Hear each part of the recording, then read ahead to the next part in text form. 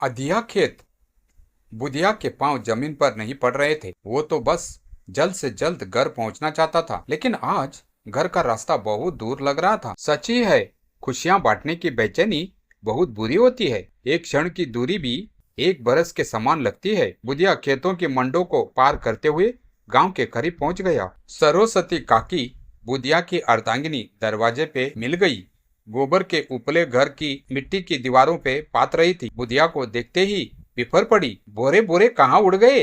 तुम्हें तो घूमने से ही फुर्सत नहीं मिलती, जहाँ देखो पंचायत करने बैठ जाते हो। सरस्वती का नाम वैसे तो सरस्वती था, पर गांव के चलन के मुताबिक सरस्वती धीरे धीरे सरस्वती फिर सरस्वतिया हो गई। सब अपने अपने तरीके से उसे बुलाते, कोई सुरसती, कोई सरस्वती तो कोई सुरसतिया। अब सरस्वती काकी गांव के लिए सुरसतिया काकी हो चुकी थी। अरे काहे जी हलकान किए हो? बुढ़ापा क्या आया? तुम तो बेहोर गई हो, दिन भर बक बक करती रहती हो। इतना गर्मी है, कहाँ पानी वानी पूछेगी तो आते ही चिल्लाने लगेगी। आज तक सहूर नहीं सीखा तुमने, पहले एक लोटा पानी तो पिला देती। बुधिया नाराज होते हुए बोला। सुरसतिया कहाँ मानने वाली थी, पलट कर जवाब दिया, हाँ हाँ, तुम्हारे घर में तो सब डिप्टी कलेक्टर थे ना, तुमको सहूर सिखा के ब्याहे थे। मत भूलो, मैं कोई ऐसे वैसे घर की नहीं हूँ, मैं भी बड़े घर की बिटिया हूँ। बोलते बोलते सुरसतिया काकी पुराने दिनों को याद करने लगी। सुरसतिया का बड़ा पूरा परिवार था। उसके पिता पंचम गांव के सरपंच थे। सुरसतिया अपने 5 भाई बहनों में सबसे छोटी थी। घर में घी दूध दही किसी चीज की कोई कमी नहीं थी। सुरसतिया सबसे छोटी होने के कारण सबकी लाडली थी। बड़ी बड़ी आंखें, गोल खूबसूरत चेहरा, मोतियों जैसे दांत, लंबा कद, फुर्तीली और मेहनती सी सरस्वतिया जब घर से 2 चोटी बनाकर उसमें लाल लाल फीते बांधकर सुरसतिया बच्चों के साथ खेलने जाती तो गांव के ही मिसिर जी कहते, पंचम तोर बिटिया तो साक्षात देवी है रे, इसको मुझे दे दो, अपनी जान से ज्यादा संभाल के रखूंगा। पंचम हंसते हुए बड़े गर्व से कहता, मिश्री जी आप तो हमसे हमार जान मांग रहे हैं। कहते हैं अच्छे दिन कटते देर ना लगती। ऐसा ही पंचम के साथ भी हुआ। नियति कब कौन सा खेल दिखाए ये तो दैहू महाराज ही जाने। गांव में हैजा फैल गया। चारों ओर अफरा तफरी का माहौल था। इस महामारी में किसी ने पति खोया, किसी ने बाप, किसी के घर के बूढ़ पुरतनिया गए तो किसी के घर में कोई पानी देने वाला भी ना बचा। सरकार से कोई मदद नहीं मिलती। सरकारी बाबू सब कान में तेल डाले पड़े रहे। मरते हैं तो मरे, मेरी बला से सरकार पैसा देती है तो काम भी तो करवाती है। अब हम चले सबका दवाई दारू करें, यही बाकी रह गया है। और जब तक सरकार चेती जाने कितने लोग काल के गाल में समा चुके थे। पंचम का परिवार भी इस महामारी से अछूता ना रहा। पंचम के तीनों पुत्र इस महामारी की चपेट में आए और चल बसे। पंचम को जैसे कुछ समझ ही नहीं आ रहा था कि उसके हंसते खेलते परिवार को यकायक कौन सा ग्रहण लग गया। सुरसतिया तो कुछ समझ ही नहीं पाई कि क्या हो रहा है। एक एक करके उसके बड़े दद्दा कहाँ चले गए। 3 बेटों की इस तरह असाहिक मृत्यु ने पंचम को अंदर से तोड़कर रख दिया। अब हमेशा खुश रहने वाला चौपाल पे बैठकर हंसी टट्टा करने वाला पंचम कमजोर, बीमारी और उदास दिखता था। पितृ विशोह के दुख ने धीरे धीरे पंचम को शराबी बना दिया। वो हमेशा शराब के नशे में धुत रहता। समय ऐसे चलता रहा। खेत गाय गोरू सब पंचम की शराब की भेंट चढ़ गए। अब तो खाने के लाले भी पड़ गए। और इसी परिस्थिति में एक दिन पंचम को खून की उल्टी हुई और वो चल बसा।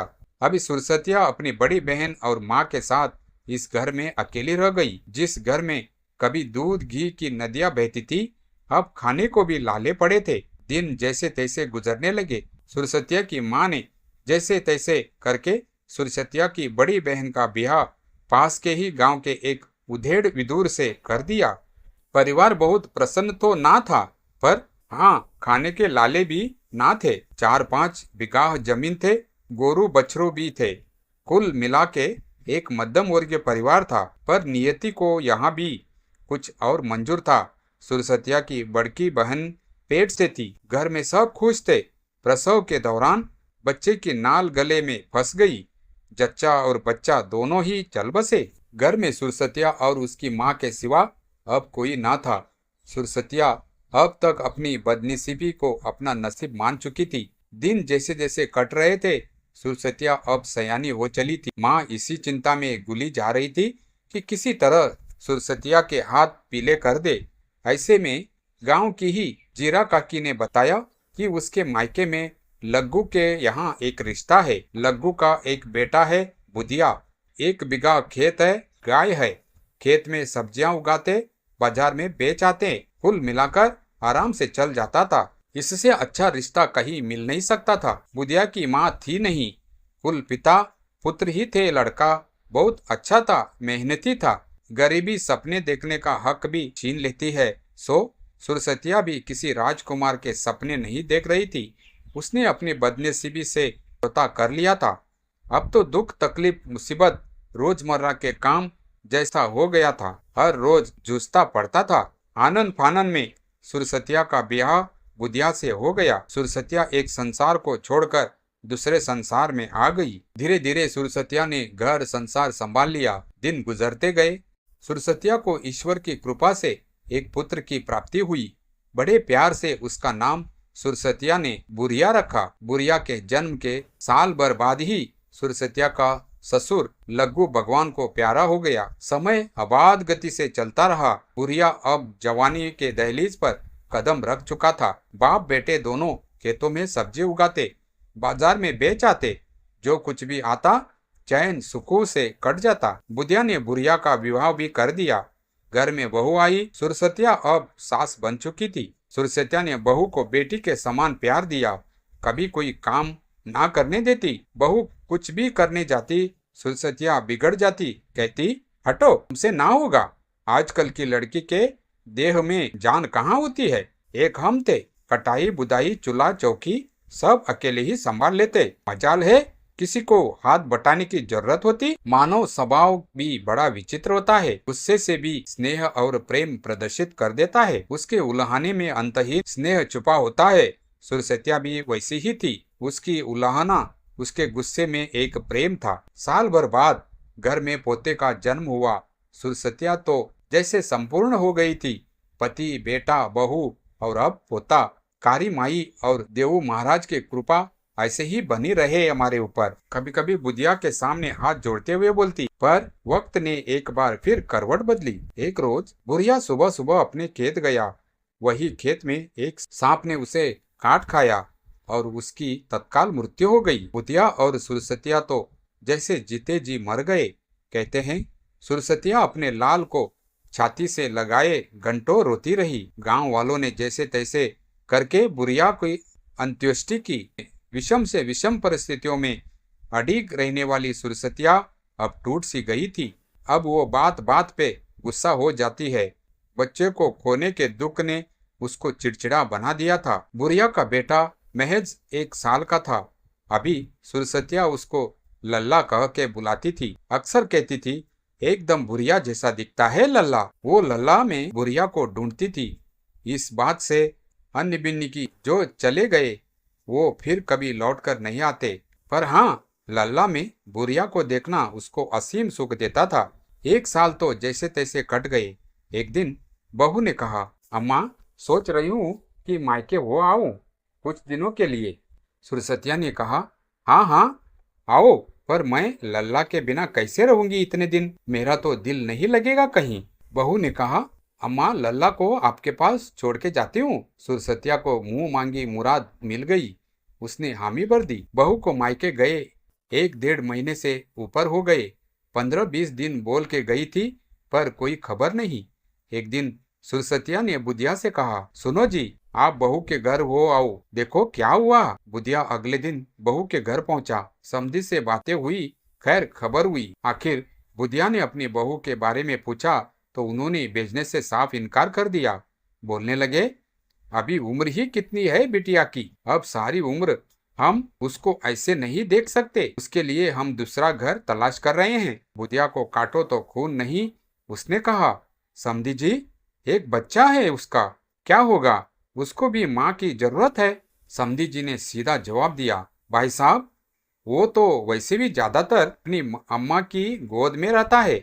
आप लोग देख लीजिएगा। बुढ़िया बड़ी मान मनोवल करता रहा, फिर तक हार कर घर आ गया। उस दिन के बाद सुरसतिया लल्ला को सीने से लगाए फिरती, खेतों में घास काटती तो लल्ला मेंढों पे बैठकर खेलता, रसोई में वो रोटी बनाती तो लल्ला को आटे से कभी चिड़िया कभी मछली के खिलौने बना के दे देती। लल्ला को अपने हाथों से खिलाती, कहती मन करता है अपना करेजा काट के लल्ला को वही रख दूं ताकि हमरे लल्ला को किसी की बुरी नजर ना लगे। जब लल्ला अम्मा बोलता सुरसतिया निहाल हो जाती, कभी कभी आंखों से आंसू निकल आते तो लल्ला को जी भर के चूमती। अरे क्या सोच रही हो खड़े खड़े, कब से बोल रहा हूँ एक लोटा पानी दो, सुनती ही नहीं हो। बुधिया झल्लाते हुए बोला। सुरसतिया जैसे सोते से जागी हो, वो अपने अतीत से निकलकर वर्तमान में आ गई। कुछ नहीं, अभी लाती हूँ। बुधिया पानी पीकर लोटा एक तरफ रखते हुए बोला। आज ठाकुर विशंबर सिंह का बुलावा आया था। अपने गांव के पास उनकी 7 बीघा जमीन है। कह रहे हैं कि बुधिया अगर चाहो तो ही 7 बीघा जमीन तुम्हें आदिया पे दे देता हूँ। तुम जोतो बोवो, 1/3 तुम रखना, बाकी सब हमारा रहेगा। बीज खाद बुदाई जुताई के पैसे अब की बार तो हम दे देते हैं, अगली बार से तुम समझना। अभी तुम कहाँ से लाओगे सो तुम्हारी बुधिया के लिए एक बार हम पैसे दे देंगे। सुरसुतिया की तो आंखें आश्चर्य से फैल गई। क्या कहते हो 7 बीघा? अरे इतना में तो घर भर जाएगा, अनाज रखने की जगह ना बचेगी। ठाकुर बड़े दिलवाले हैं सुना था, पर आज देख भी लिया। कहते हैं उनकी माहरीन की बिटिया का बिहार में दिल खोल के खर्च किए थे। माहरीन हाथ फैलाए बैठ गई ठाकुर साहब के सामने। ठाकुर साहब हमारी इज्जत अब आपके हाथ में है। बिटिया का ब्याह तय कर दिया, पर पैसे ना है। ये सुनकर ठाकुर साहब ने बड़े आवेश में कहा था, वो सिर्फ तुम्हारी बिटिया नहीं है, पूरे गांव की इज्जत है। जाओ कह दो गांव में ऐसी शादी किसी ने पहले कभी ना देखी होगी। कहते हैं एक एक बाराती को विदाई में दुई आना और पहलों की टोकरी दिए थे। सच कह रही है सुरतिया, तब्बे तो लक्ष्मी जी ठाकुर साहब की तिजोरी में वास कर रही है। खेतों की जुताई हो चुकी थी, आषाढ़ का महीना लग गया था। बुधिया को बारिश का बेसब्री से इंतजार था। देहू महाराज एक बार अपना प्रकोप दिखा देते, खेत पानी से भर जाता तो बेरन लगाना शुरू करता। बुधिया बोला। सुरसतिया तो हिसाब लगाने बैठ गई। जो फसल अच्छी हुई तो इतना मन अनाज मिलेगा, उसमें इतने मन बेच लेंगे, बाकी का अनाज में साल भर आराम से चल जाएगा। एक दिन लल्ला जिद कर बैठा, अम्मा पूरी सब्जी खाने का मन कर रहा है, आज बनाओ ना। कब से बोल रहा हूँ पर आप नहीं खिलाती। लल्ला अब 10 साल का हो चुका था। सुरसतिया बुधिया से बोली, सुनो एक काम करो, लल्ला कब से पूरी सब्जी खाने की जिद कर रहा है। अब तो ठाकुर साहब की दया और देवू महाराज की कृपा से अनाज की कमी ना होगी। जो अनाज पड़ा है उसमें से कुछ बेच आओ और बनिए से सामान लेते आना। कल लल्ला को पूरी सब्जी खिला दूंगी और थोड़ा सा दूध ले आना, खीर भी बना दूंगी अपने लल्ला के लिए। बुधिया शाम होते ही बाजार गया और अनाज बेचकर सारा सामान ले आया। अगले दिन सुबह पूरी सब्जी खीर बनाने की तैयारी शुरू हो गई। लल्ला को तो जैसे पंख लग गए हो, अम्मा के पीछे पीछे ही लगा रहा। अम्मा खीर कैसे बनाते हैं, पूरी कैसे बनाते हैं, पूरी गोल गोल कितनी सुंदर होती है ना। बचपन सिर्फ मुंह और पैर पे टिका होता है, अच्छा अच्छा खाना और दिन भर खेलना। बचपन के दिनों में बस यही बाकी रह जाता है इंसान के पास। उधर देवू महाराज भी सुबह से घेरे हुए थे। बादलों का गरजना और बिजली की चमकना देख बुधिया ने कहा, देवू महाराज भी तुम्हारे पूरी सब्जी खीर के इंतजार में बैठे थे। बरसात शुरू होने वाली है, मैं खेत होकर आता हूँ। हाँ हाँ, पर खाने के वक्त आ जाना। आज बरसों बाद इस घर में हंसी का माहौल आया है। सुरसतिया हंसते हुए बोली, हाँ हाँ आ जाऊंगा, तुम चिंता ना करो। बोलते बोलते बुधिया खेतों की ओर निकल गया। बुधिया अभी खेतों के पास पहुंचा ही था, मूसलाधार बरसात शुरू हो गई। बुधिया ने पास के एक पेड़ के नीचे शरण ली और मंद मंद मुस्कुराते हुए अपने खेतों को पानी से लबालब भरते हुए देख रहा था। बरसात का आना आज उसे अच्छे दिनों के आने के जैसा लग रहा था। देखते देखते 1 घंटा गुजर गया। मूसलधार बारिश जारी थी। ऐसा लगता था कि इंद्रदेव आज सब कुछ बहा ले जाने वाले थे। बुधिया विचारों में मग्न था कि अचानक उसे शोर सुनाई दिया। बुधिया ने देखा कि गांव के कुछ लड़के काका काका के आवाज लगाते हुए भागे आ रहे थे। बुधिया किसी अनिष्ट की आशंका से कांप उठा। लड़के पास आकर बोले, काका जल्दी चलो घर, काकी, और उसके आगे कुछ ना बोला पाए। बुधिया बेहताश आने घर की तरफ भागा। बूढ़ा हो चला था, पैरों में जान ना थी, फिर भी आज वो पागलों की तरह अपने घर को भागा जा रहा। उसका दिल जोरों से धड़क रहा था। कहीं पैरों में कांटा चुभा तो कभी मेंढों पे फिसल के गिर गया, परंतु उसे होश ना था। उसे बस किसी भी तरह अपने घर तक पहुंचना था। बुधिया किसी तरह घर पहुंचा। देखा घर के बाहर चीख पुकार मची है। गांव के युवा बुजुर्ग हाथों फावड़े लिए मिट्टी निकाल रहे थे। बारिश अभी अपना कहर बरसा रही थी। बुधिया को समझते देर ना लगी कि घर की दीवार गिर चुकी है। बुधिया अपने होश खो चुका था। वो अपने हाथों से मिट्टी हटाने लगा। आखिरकार गांव वालों ने किसी तरह जब मिट्टी हटाई तो एक हृदय विकारक दृश्य दिखा। ऐसा दृश्य जिसे देखने में देवता भी शर्मा जाए, जिसे देखकर राक्षस का दिल भी मोम के जैसे पिघल जाए। पत्थर भी आंसू बहाने लगे। सुरसतिया मुंह के बल गिरी हुई थी। उसका चेहरा लल्ला की तरफ था, जैसे अपने कलेजे के टुकड़े को निहारते निहारते ही उसने दम तोड़ा हो। लल्ला एक तरफ पड़ा था। जस्ते की थाली में कुछ पूरियां रखी थी। एक टुकड़ा निवाला सुरसतिया के मुंह में था। बदनसीब अपने लल्ला को एक निवाला भी ना खिला पाई अपने हाथों से। बिजलियां अब भी चमक रही थी। बादलों का गरजना जारी था। मूसलधार बारिश से बुधिया के खेत तो लबालब भर गए थे, पर बुधिया की आंखें किसी तपते रेगिस्तान सी सूखी और बंजर थी। इंद्रदेव के कोप में वो जोर ना था कि वो बुधिया की आंखों से पानी की एक बूंद भी बरसा पाते। बुधिया जैसे पत्थर हो गया था। ना आंखों में आंसू, ना गुस्सा, ना दुख, बस वो अपनी बदनसीबी को अपनी आंखों से देख रहा था। अपनों के चले जाने के दुख से बड़ा दुख अपने रह जाने का होता है। अगली सुबह बुधिया की लाश गांव के कुएं में तैरती हुई पाई गई।